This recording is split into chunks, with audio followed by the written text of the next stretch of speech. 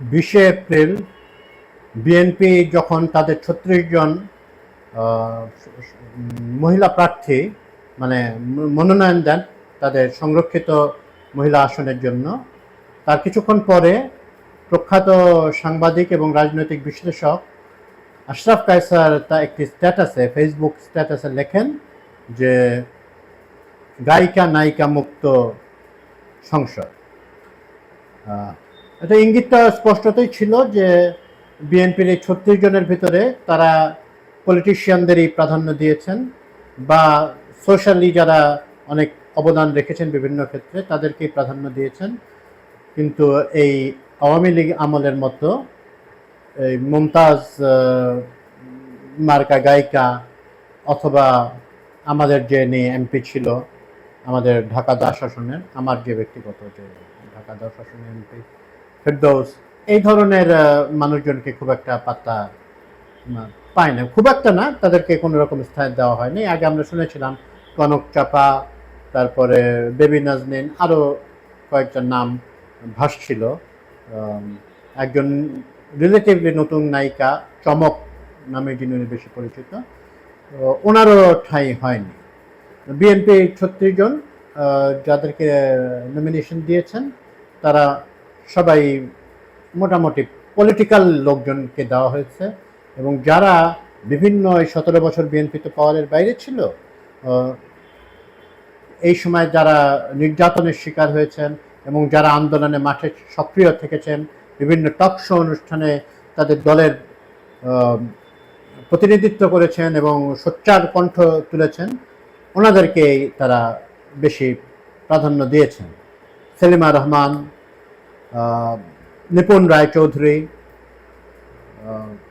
Helen Zerin খান, শিরিন সুলতানা, এরকম নামগুলি এসেছে।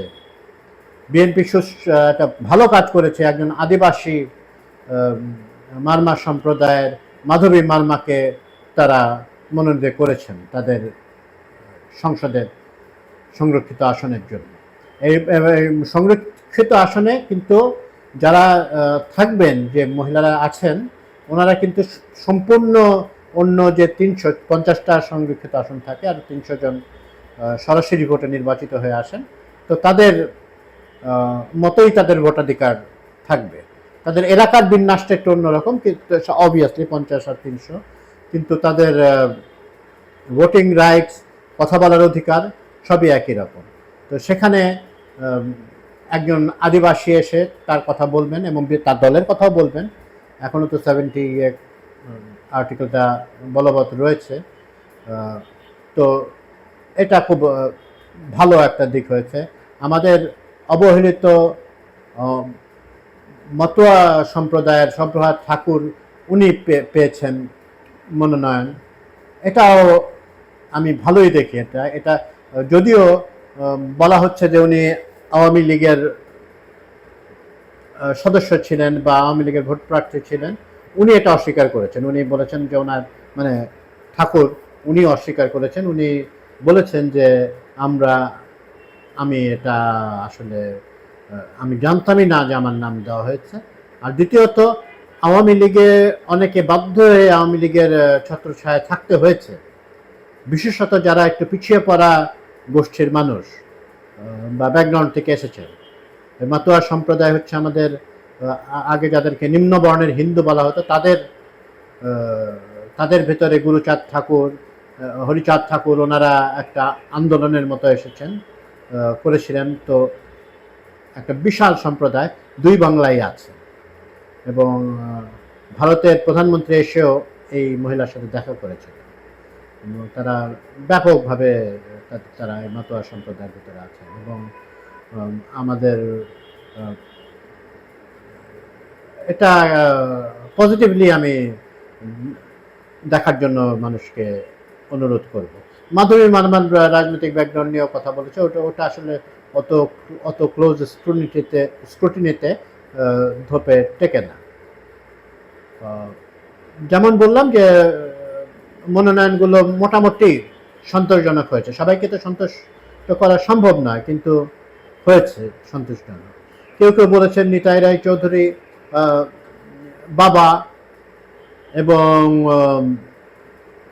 গয়েশ্বরচন্দ্র রায়চৌধুরী শ্বশুর, সেখানে নিপুণ রায়চৌধুরী তো পারিবারিক কোটায় আসলেন, কিন্তু এটা ঠিক নয়, কথাটা বিভ্রান্তিকর এবং ভুল। কারণ নিপুণ রায়চৌধুরী যারাই রাজনীতি বাংলাদেশে একটু ফলো করেছেন তারা জানেন যে নিপুণ রায়চৌধুরীর কি বিশাল অবদান রেখেছেন উনি স্বৈরাচার বিরোধী আন্দোলনের সময়, এবং নির্যাতনের শিকারও হয়েছেন উনি নিজের যোগ্যতায় এমপি সংরক্ষিত আসনের এমপি হওয়ার সম্পূর্ণ যোগ্যতা ওনার রয়েছে। তো একটি পারিবারিক মানে একটা রাজনৈতিক পরিবার থেকে আসলে সেটা অযোগ্যতা হতে পারে না। তখনই অযোগ্যতা হতে পারে যদি টোকেন একটা দেওয়া হয়, জোর করে দেওয়া হয়, কোনো ব্যাকগ্রাউন্ড ছাড়া। ওনার তো ব্যাকগ্রাউন্ড আছে, দীর্ঘ সময় ধরে উনি শুধু রাস্তায় নয়, উনি বিভিন্ন টক শোতেও উনি তার জোরালো কণ্ঠ তুলে ধরেছেন এবং ওনার কথা বলা খুব ভালো। উনি খুব সুন্দরভাবে যুক্তিসঙ্গতভাবে যুক্তি তুলে ধরেন তার অবস্থানের পক্ষে।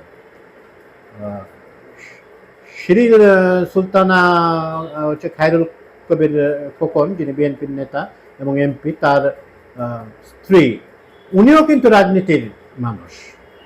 উনিও রাজনীতিতে দীর্ঘদিন, ছাত্র রাজনীতির সময় থেকে উনি অনেক কাজ করে গেছেন। তো এইগুলো নিয়ে প্রশ্ন তোলাটা আসলে অবান্তর, এগুলো তো অপ্রাসঙ্গিক প্রশ্ন, এটা প্রশ্ন তোলার জন্যই প্রশ্ন। খুবই খুশি হয়েছে সঞ্জিদা তুলি নমিনেশন পেয়েছেন। আপনারা জানেন উনি মিরপুরে প্রবল প্রতিদ্বন্দ্বিতা করে উনি ব্যারিস্টার আয়মানের কাছে হেরে গিয়েছিলেন, কিন্তু মায়ের ডাকের যিনি শুরু করেছিলেন মায়ের ডাক সংগঠনটি, প্রাণকেন্দ্র যিনি, উনি সংসদে থাকবেন, এটা আমাদের জন্য এটা সংসদের জন্য একটা গৌরবের ব্যাপার, দেশের জন্য একটা গৌরবের ব্যাপার। এবং উনিও সবসময় নানা ঘাত প্রতিঘাতের ভিতর দিয়ে এসেছেন।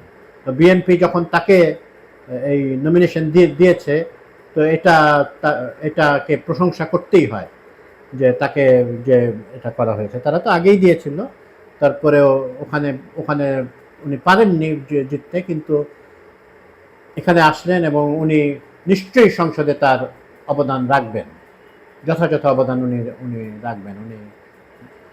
উনি যেভাবে উনি দীর্ঘদিন ধরে গুম খুনের বিরুদ্ধে উনি লড়াই চালিয়ে যাচ্ছিলেন, উনি রাখবেন। এখানে উনি তো আরেকজন আছেন, আরো আছেন, আমাদের সালাউদ্দিন সাহেব নিজেই তো গুমের শিকার ছিলেন, যিনি স্বরাষ্ট্রমন্ত্রী। আমাদের ইলিয়াস আলী, যাকে ধারণা করা হয় তাকে হত্যা করা হয়েছে, অথবা তার কোনো খোঁজ খবর পাওয়া যায়নি, গুমের হাই প্রোফাইল গুমের একজন শিকার। সে তার স্ত্রী লুনা এখন সাংসদ। তো এরকম যারা ভিকটিমদের, যারা ফ্যাসিস্ট আমলের ভিকটিম, তাদের সরাসরি ভিকটিম, তাদের পরিবারের সদস্যরা এসেছেন এবং তাদের প্রত্যেকেরই ব্যাকগ্রাউন্ড নিয়ে এসেছেন। একজনেরই ব্যাকগ্রাউন্ড নিয়ে আসলে আরো থাকতে পারেন, কিন্তু যেটা নিয়ে বেশি কথা, মানে অনেক কথাবার্তা হচ্ছে, তিনি হচ্ছেন প্রভাবশালী সাংবাদিক, রাজনৈতিক বিশ্লেষক, থিঙ্ক ট্যাঙ্কের একটি থিঙ্ক ট্যাঙ্কও উনি চালান, সেই জিল্লুর রহমান, তৃতীয় মাত্রা জিল্লুর রহমান নামে খ্যাত। ওনার স্ত্রী ফাহমিদা রহমান, উনি পেয়েছেন, হ্যাঁ, এই 36 জনের ভিতরে ওনার নামটিও আছে। তো উনি কিভাবে পেলেন, কেন পেলেন, এটা নিয়ে নানা প্রশ্ন দেখা দিয়েছে, বিভিন্নভাবে প্রশ্ন দেখা দিয়েছে। মনসুরুল আলমকে নিয়েও প্রশ্ন দেখা দিয়েছিল, কিন্তু মনসুরুল আলম তো ছাত্রদল করা মানুষ, উনি বিভিন্ন আন্দোলনের সামনে আমরা তো দেখেছি, চোখে দেখা এগুলো, বা আমাদের সাংবাদিক বন্ধুদের কাছ থেকে শুনেছি, আমরা নিজেরাও যতটুকু অবজারভেশন করেছি, মনসুরুল আলম উনি নানাবিধ ইদানিং ট্রলের শিকার হচ্ছেন, কিন্তু এটাও অনাকাঙ্ক্ষিত। উনি তার ফেসবুকে সবসময় স্ট্যাটাস দেন এবং উনিও বলেছেন যে উনি যেন বিরোধী নারীদের প্রতি সম্মান দেখানোরও আহ্বান উনি জানিয়েছেন। তো মনসুর আলমকে নিয়ে কোনো কথা ধরতে পারে না। ফাহমিদার ব্যাপারে রিজার্ভেশন থাকে, এটা জিল্লুর রহমান মনে করেছেন উনি একটা ব্যাখ্যা দেবেন, উনি ব্যাখ্যা দিয়েছেন, ব্যাখ্যাটা খুব গ্রহণযোগ্য হয় না। উনি বলছেন উনি লেখক হিসেবে, সংগঠক হিসেবে অনেক রকম কাজ করেছেন এবং উনি এটা হয়েছেন। তো বিএনপিতে আরও ব্যক্তিত্ব ছিলেন। উম্মে হাবিবা পেয়েছেন, সৈয়দা আশরাফি পাপিয়া পান নাই। এটা অনেকে বলেন যে ওনার অতিরিক্ত কথা বলা তার জন্য বিপদ ডেকে এনেছে, এবং এই কথাটা নাকি এরকম বলা হয়ে থাকে আর কি, যে ওনার হাজব্যান্ড যে হারুন সাহেব ওনার রাজনৈতিক ক্যারিয়ারেও একটা ক্ষতি সাধন করেছেন। তো ওনাকে অনেকে এক্সপেক্ট করছিলেন, আশরাফি পাপিয়া, উনি হন নাই, কিন্তু যারা হয়েছেন তারা এক্সপেক্ট। উম্মে হাবিবা উনি অনেকভাবেই উনি বিএনপির রাজনীতির একজন প্রমিনেন্ট ফিগার, এবং আপনারা যদি তালিকাটি দেখবেন যে সবাই মোটামুটি বিএনপির অধিকাংশই বিএনপি রাজনীতিতে, ছাত্রদলের রাজনীতিতে তারা অনেক অবদান রেখেছে, এবং তারা যে পার্লামেন্টটাকে আরও ভাইব্রেন্ট করে তুলতে, আরও একটা কার্যকর ফাংশনাল পার্লামেন্ট করে তোলার ব্যাপারে ওনারা অবদান রাখবেন, নিশ্চয়ই রাখবেন। আর এনসিপির থেকে দুজনের কথা শোনা যাচ্ছে, জামাতে ইসলাম থেকেও নিশ্চয়ই আসবেন যারা, ওনারা সবাই মিলে এখানে মতামতের বিনিময় হবে, আইন প্রণয়ন হবে, তাদের এলাকার কথাবার্তা বলবেন, বিভিন্ন জাতীয় ইস্যুতে তারা নিশ্চয়ই গুরুত্বপূর্ণ বক্তব্য রাখবেন।